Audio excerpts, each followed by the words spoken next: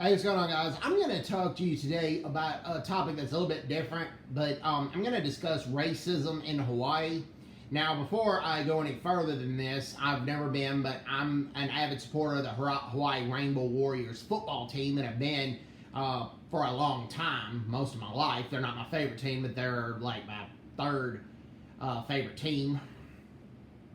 And anytime I comment on Hawaii football or been in chats and stuff, some of the players back in 2011 added me. Some were native Hawaiian, some were not. But I never heard anything like stop supporting our team, Hawai'i, which is the Hawaiian word for foreigner, and which can be a derogatory way to refer to as a white person. And it not always is. That's I'll go further into detail with that in a second. I've never heard of stop supporting our team, white boys, stop supporting our team, Hawai'i, go back, you don't need to support our team.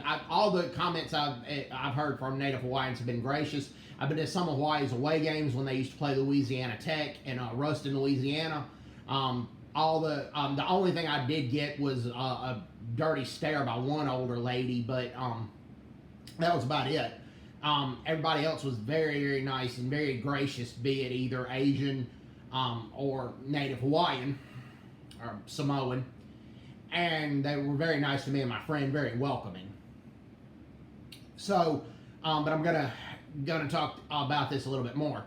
Like I said, I personally never experienced it from any Native Hawaiian, but reading some things I've read from the Southern Poverty Law Center, as well as people who have visited Hawaii or lived there that have been white, it seems like it can be a problem. Now, there have been whites who have lived in Hawaii for decades who've said they've never experienced it, that they said a lot of white people bring their mainland culture with them and refuse to humble themselves, and that may be a factor. I assume it is.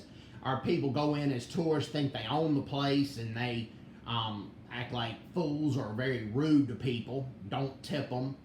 That probably happens a lot as well. But let's go into further details, okay? There have been cases where tourists have gone off the beaten path, accidentally found themselves outside of tourist areas, and have been beaten to a pulp.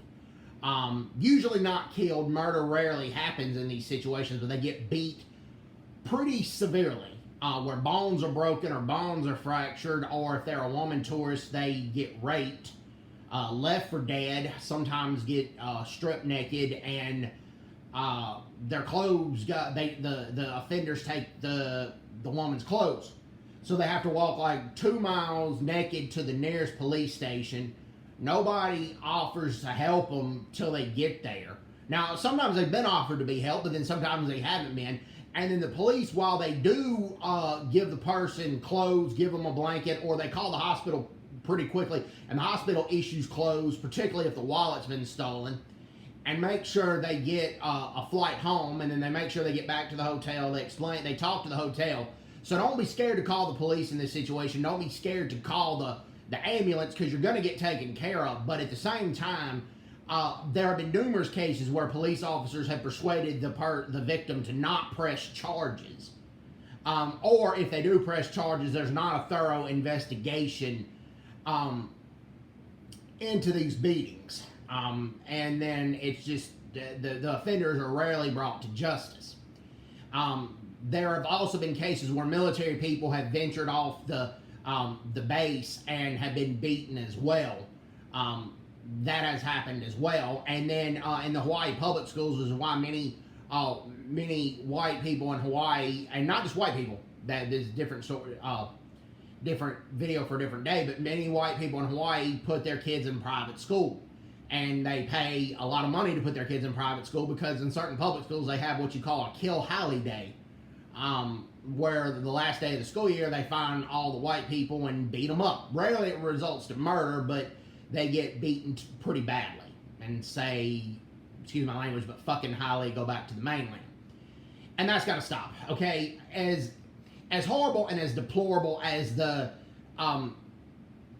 U.S. annexation of Hawaii was, it was horrible, it was deplorable. 90% of Native Hawaiians opposed the annexation, and they signed a petition to the Queen for saying they opposed it. The Queen was disposed of by U.S. Marines and the U.S. government.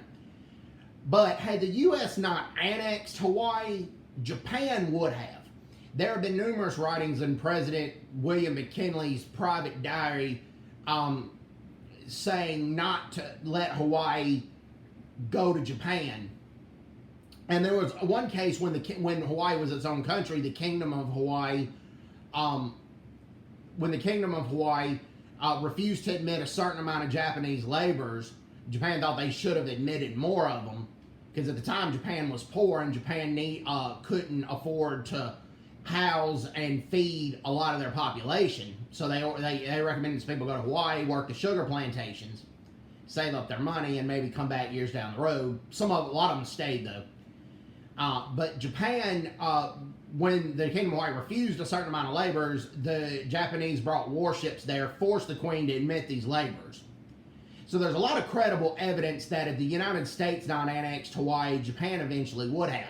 That's why when a lot of Koreans live and work in Hawaii, they come from South Korea, a lot of Koreans as well save up their money so their kids won't have to go to public schools, so they can hear the whole story of the annexation of Hawaii. And where they hear that part as well. And I've talked to Koreans about this, and Koreans have said that basically is true. When I lived in South Korea for about 2 years.